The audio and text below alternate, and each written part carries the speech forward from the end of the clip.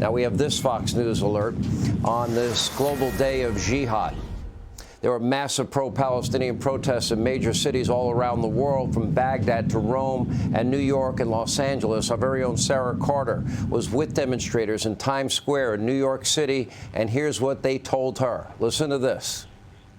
How do you respond when people say, look, these babies were beheaded, some of them were burned to death, there were children that were killed?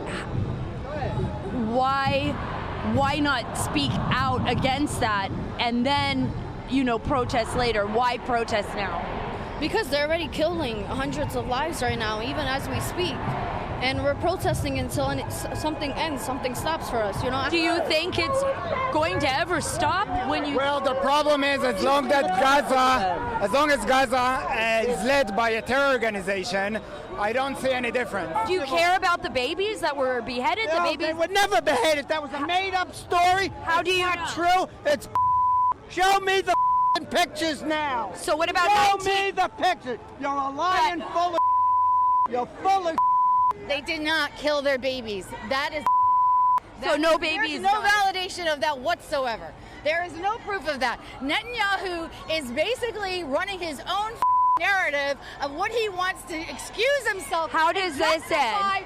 Killing and genociding and holocausting all the Palestinians. It's a shame that Hamas can stand here in the middle of New York City and say every day, this is crazy. I don't understand how the American people are not afraid from this guy. I don't understand. One man's terrorist is another man's freedom fighter. Don't forget it.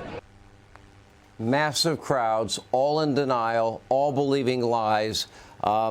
It should shock your conscience. Now remember, this all comes at a time when virulent anti-Semitism has seen a very, very ugly resurgence, not just here in the United States, but around the globe, around the world. Sara Carter, she was in the middle of all of that, joins us now with more.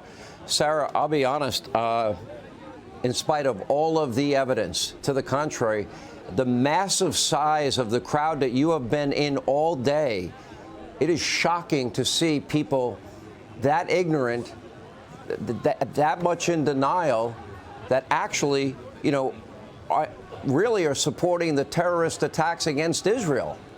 And they support it with a passion. That's absolutely... Good. Yeah, that's absolutely true, Sean. We've been out here all day. There have been thousands of pro-Palestinian supporters on the streets here in New York City. In fact, they marched all the way to the consulate, and there are still hundreds on the streets right now, as you can see behind me. The tensions have been extraordinarily high today. Thankfully, there hasn't been any violence, but that's not to say, Sean, that law enforcement here, the NYPD, hasn't been very concerned about that happening.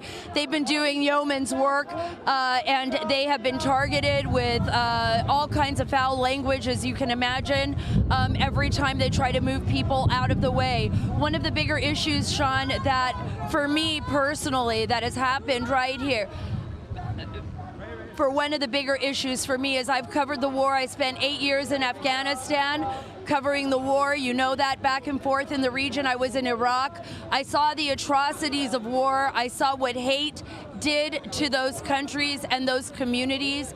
And we're starting to see it here in the United States.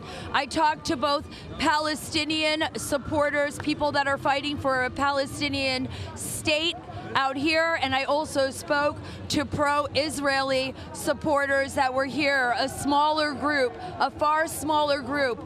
They were terrified. They said they couldn't believe the rise in anti-Semitism, whereas on the other side, we had the Palestinian people saying that the reports coming out of Israel were lies.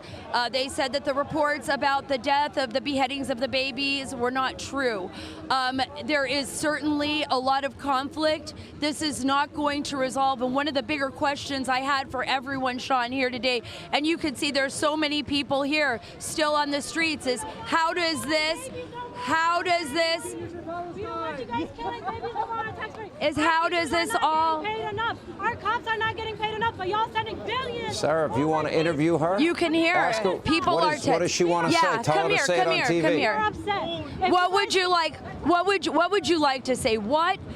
And right now, I think the bigger question a lot of people have, and this is the one that I've asked everyone. Okay, there were 1,200 plus people killed last weekend on Saturday. People killed that were innocent civilians.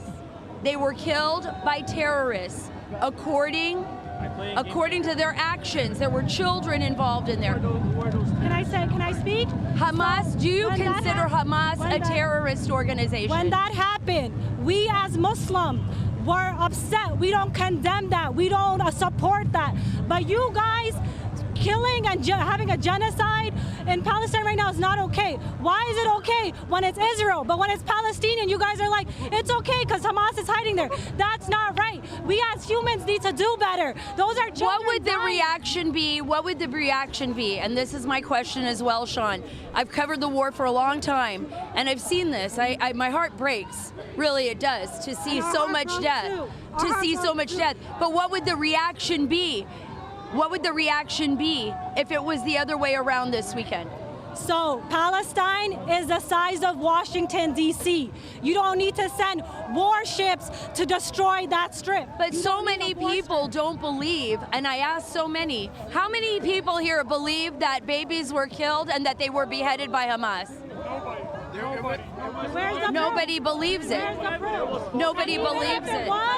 We don't condone Hey, Sarah, let me ask you this. Sarah, I don't know if you can hear me. We don't support that. What would you like to say? We do not support that. We as Muslim are peaceful people. Actually, matter of fact, no religion supports Sarah? the killing of children and women. Let me ask you. Ask about the 260. Overwhelming evidence is against Israel. Right. When you open Twitter, you're going to. Are you worried? Are you worried though that this war is going to spill here on the streets of the United States? Absolutely not. This is not a war anymore. This is an extermination camp. This is all what's happening. These are defenseless people against one of the best militaries in the world, and you're calling this a war. This is not a war. How does this end? What was the Holocaust? What was the Holocaust? Wasn't it Hitler killing the Jews, exterminating the Jews? What are the Jews doing now? What are the Israelis, the Zionists doing? Okay, Who started the war, Sarah? Exterminating the people of Who started the war? Do you believe there is a two-state solution to this?